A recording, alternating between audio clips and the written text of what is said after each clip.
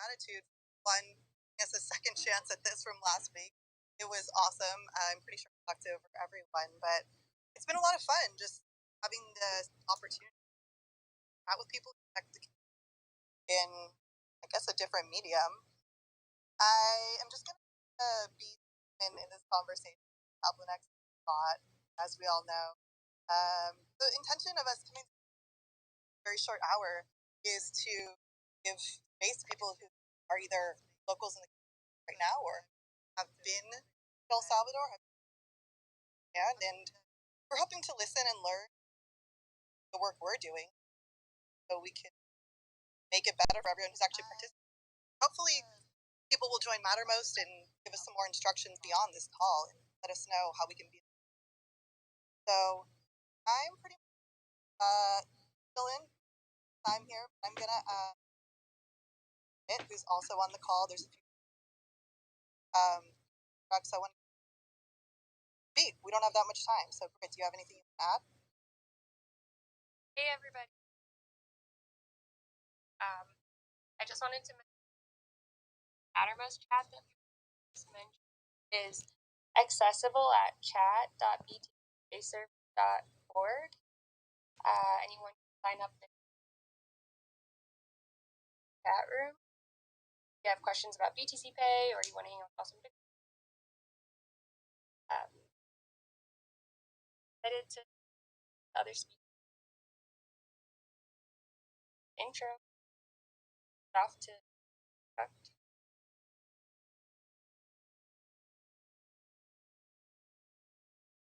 Destruct, you there? If not, we can get Zach's try to speak. Oh, by the way, shout out to Zach's who's streaming this for us. It's not clear to me whether Zach's can actually speak at the same time. We're trying to figure that out. But yeah, shout out to him. Shout out to Pav for this, and I hope we can do many more of these.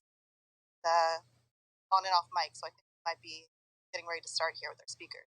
Appreciate you guys being here. Thank you.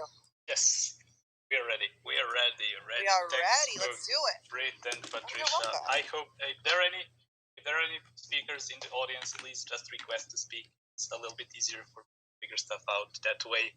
Sorry, we will learn this eventually, but I would also like to intro our special guest today and then intro other contributors who are also on a call with us. First of all, I want to intro Miles Suter from Square and Square Crypto.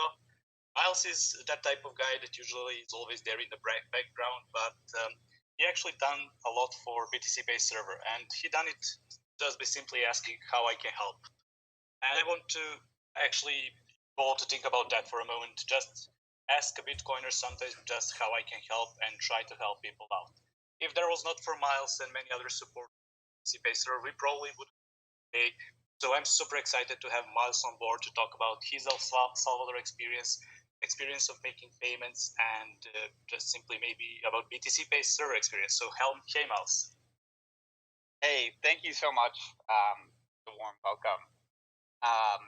As mentioned, it's my great honor to, when we spun up Square Crypto in support of the Bitcoin ecosystem. The only goal, it's just for background in case anybody is unfamiliar, it's a totally independent unit of Square where all they focus on is making the Bitcoin ecosystem more resilient and more secure and more usable for people all around the world. We have a team of 5 full-time developers led by Steve Lee.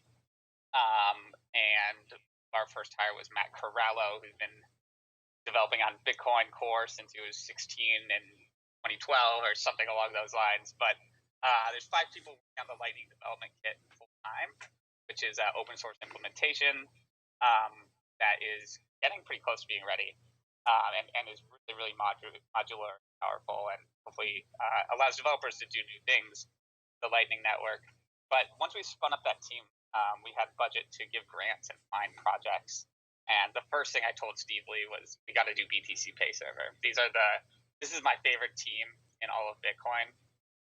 They just represent the ethos so much, especially the tweet heard around the world by Nicola back in the day on the BitPay. And so to me, it's just always felt like the most Bitcoin ethos. And as we're getting into supporting the ecosystem, my personal mission to make sure that that we supported that team.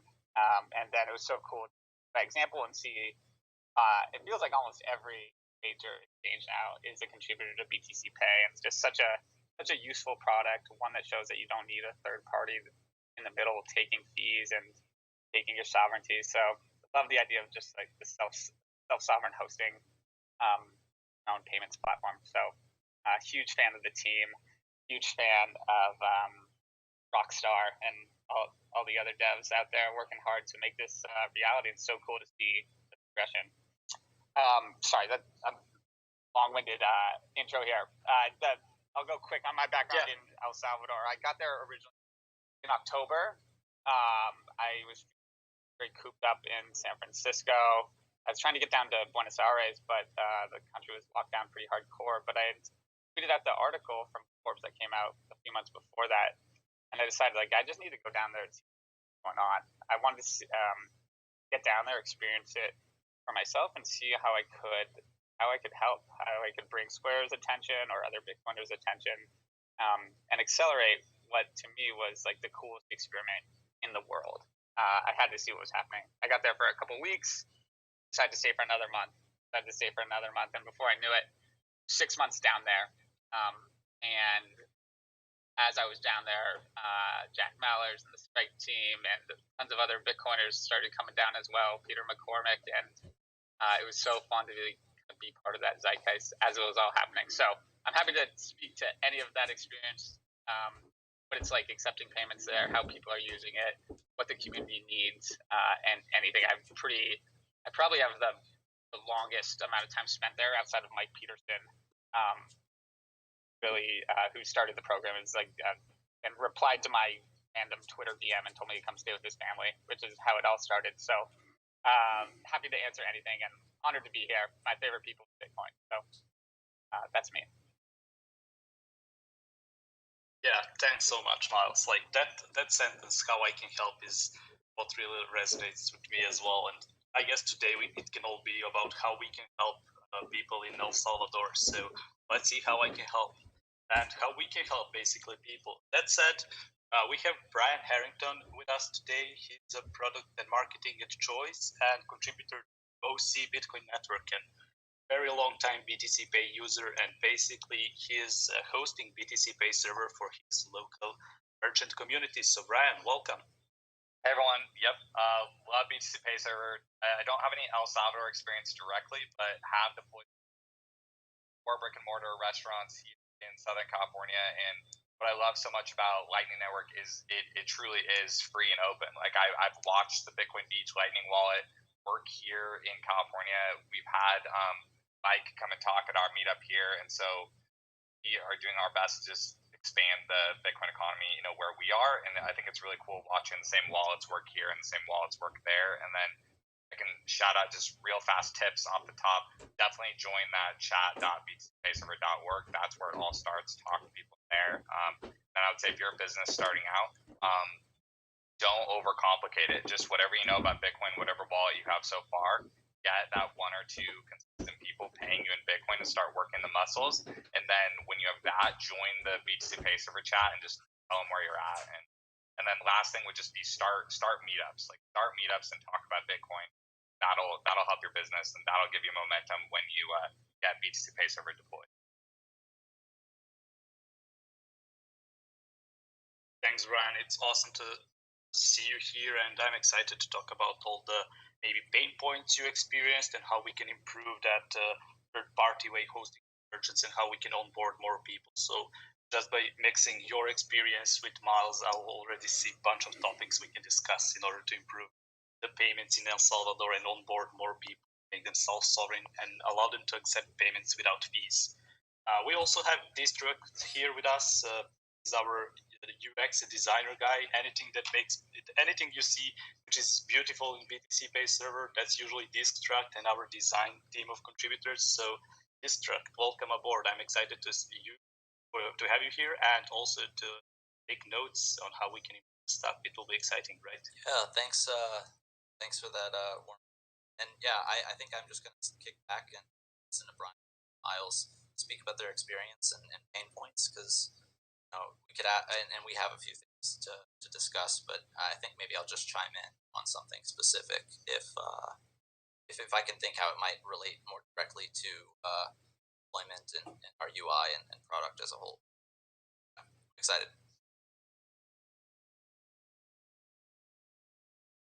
Trisha, can you hear us? You told me that you don't want to go. I can definitely hear you. Yeah. You said that you had my bullet points in my Google Docs, so let's start this conversation completely organically. If you guys don't know Pavel already, he loves documentation, loves a note, loves a bullet point, will make a beautiful Word doc that we never use. And he'll be salty about it too, which was last week. So, of course, no one went to our talk. So we did have a lot of questions. Also only have a very limited amount of time, and I want to really respect all these amazing Bitcoiners here, and we're going to share this time together. So what I would like to do is just open it up, maybe run through a few of the questions that we have, and you guys can choose your own adventure. And just while I'm saying some of these things that we have in this doc, you can maybe decide if something speaks to you and share what you want on it. Also, I want to leave like 15, 20 minutes or even 10, anything for the community to ask questions too. Like, it shouldn't be prescriptive or just contributors. Anybody you want, raise your hand, and Pav can try to pull you up here to ask some.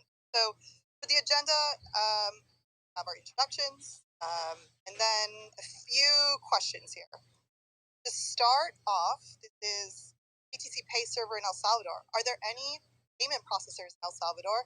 Anyone from El Salvador can become a payment processor for their local community. Luna Node giveaway, we have 3 people from El Salvador.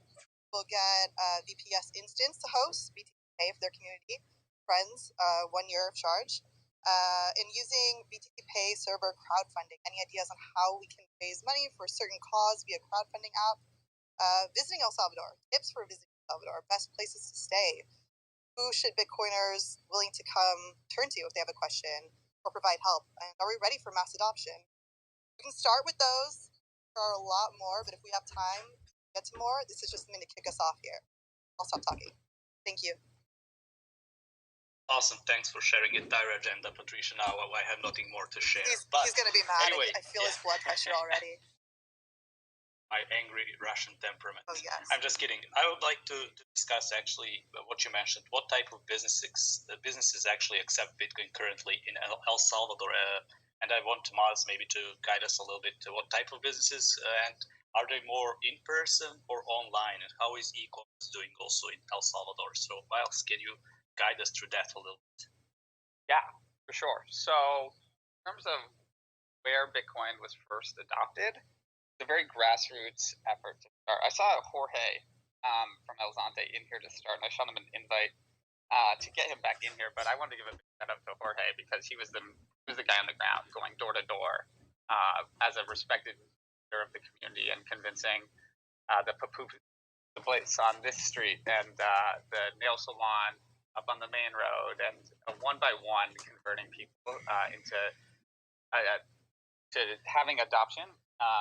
Which really led to network effects and more people beginning to use Bitcoin in a transactional manner in El Zante first, and then El Tunco a little bit down this road as well. So that was kind of the start. It was definitely in terms of, and it was a variety of businesses. So a 50-cent papuda on the street, or you pay for a monthly rate at the hotel.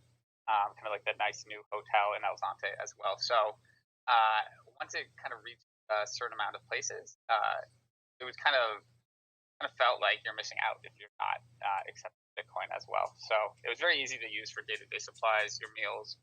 But I believe the first place was a restaurant called Olas Permanentes. But again, big shout out to Jorge. To the next point about like their is there a lot of e-commerce in El Salvador? I didn't use the app directly, but I recall an app called Hugo, which reminded me a lot of like a Korean super app where it can kind of do all sorts of things from delivery to they actually had a retail store in Tunco, which is a kind of like an Amazon kind of hub store. It reminded me of like the one where you walk in and don't pay, but not with that Amazon technology in Tunco. You can even get like full cash.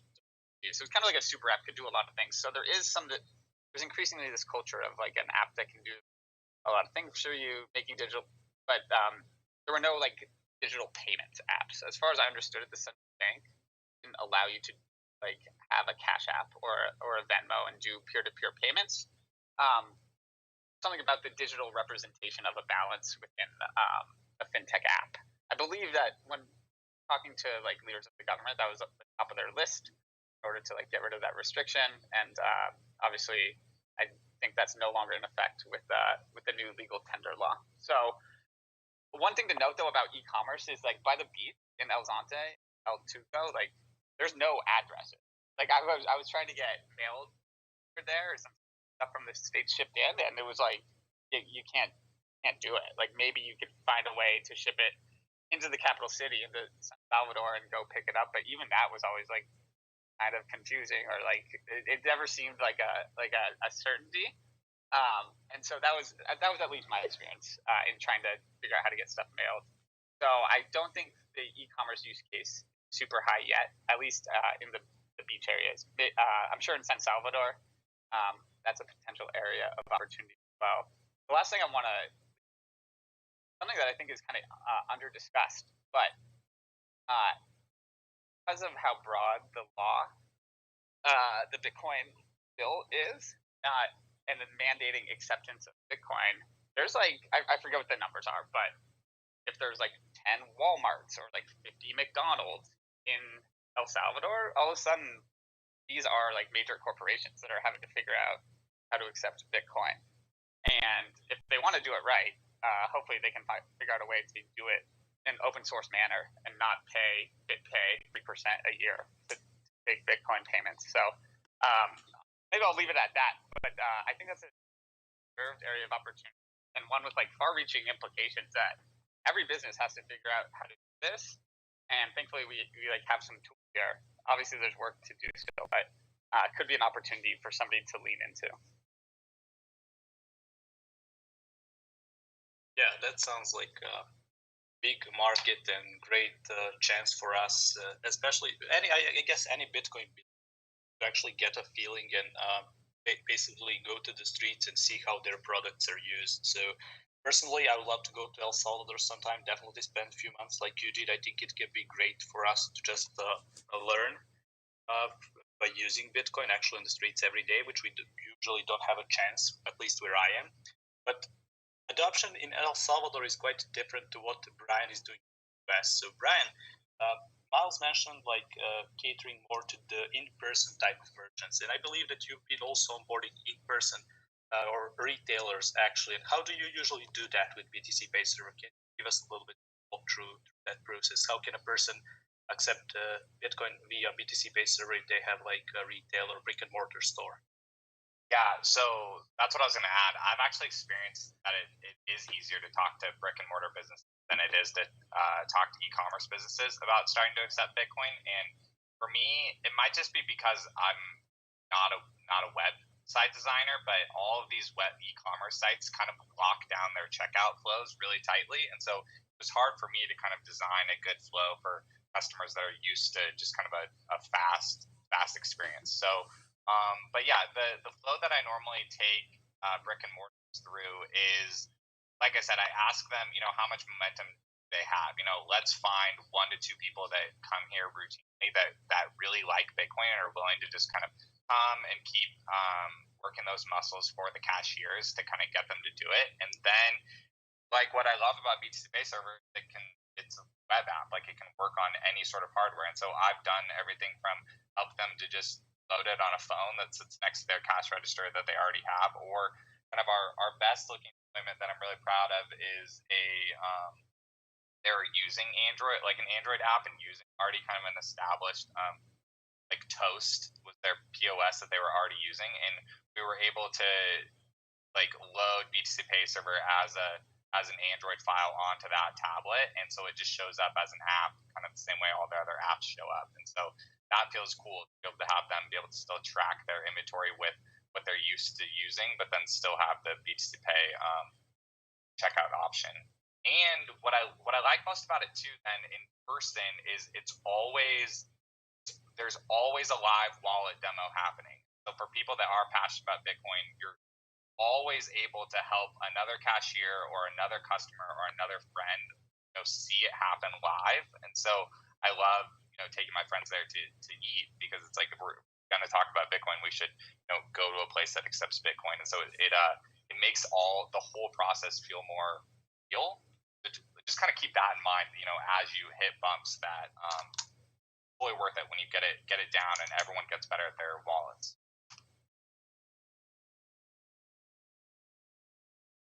I'm curious, Brian, from the moment that you approach one of these merchants or brick and mortars, from the minute that you help them deploy some solution to maybe when your friends or other people might pay in Bitcoin, how long is that time? Maybe even additionally, like, are there specific pain points that can come up that you notice, maybe among all of those other brick and mortars? Yeah, so the best experiences have been when it's an inbound outreach to our Bitcoin meeting. So it works the best and has the least amount of lag time between the person being excited to, getting a little bit of regular usage so far when it's an inbound and when we have a Bitcoin meetup. And so that's what I would encourage. I would encourage people that are looking to, kind of how Miles talked about how it started so grassroots. They were going door to door in El Zonte. That is possible in any city. And so it really just requires dedication of, running your Bitcoin meetups and talking to friends and, how to win friends and influence people. So I would really start with growing the Bitcoin meetup.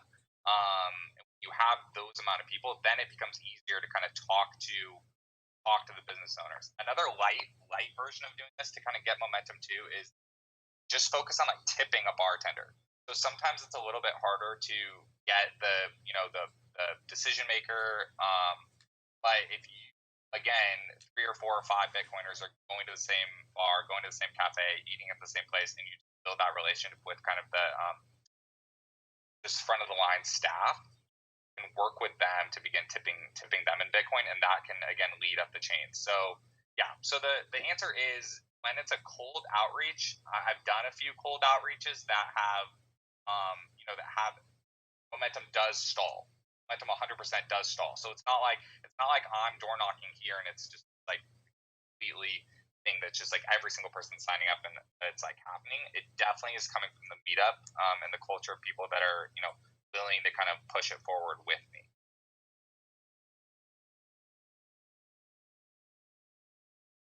No, that's great to know. I really appreciate, because those pain points are typically, it's like we're trying to figure out how to route around all of these things. Something to, I think, yeah, you're providing a lot of incentives. It's like, here's, want to participate at this establishment. Yeah, you're starting with people, then be talking to a manager, that, so it's not some sales call type situation. But yeah, Miles, that's helpful. Is that something that you experienced as well? How did your experience go? So it's interesting listening to Brian speak about this, because I actually have pretty relevant experience here, going like door to door to like chain restaurants. I used to, before I joined Square, I was at DoorDash, and I was what they call a launcher, and we'd be launching a new city, and I essentially parachute in solo and like have like 30 days to sign up the drivers, like get the word out to consumers, but most importantly, like walk up to general managers at restaurants and be like, hey, I see you do delivery. Do you want to pay us to delivery too? I mean, it's a really fun adventure, but the back on like trying to find the decision maker or convince existing businesses with like solidified processes to like switch how they do things or change their point of sale or do X, Y, and Z. It's not easy, and that's why I have a lot of respect for what Brian's been able to do. And I think that guys hear Miles, or am I the only one who cannot hear him? I can hear him. Sorry, did I cut out there? No, you're good. Okay, cool. I was just saying, like, it's very hard to change their processes, whether it's like their point of sale system delivery or like methods of payments that they accept. But I agree with Brian that persistence is really important. I think that they naturally kind of do similar things. So like the first couple are probably most difficult, but then as their peers see them being successful, it's more likely to the momentum and adoption. What I would contrast what Brian's doing Orange County with what was happening in El Zonte is that it's less like sit down restaurants, much more like